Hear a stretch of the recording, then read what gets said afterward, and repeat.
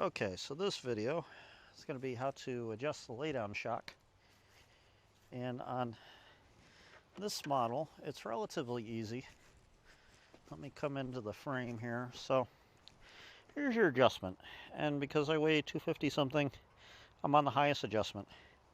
So if you move it this way and you push it that way, it becomes tighter, which is better for heavier people.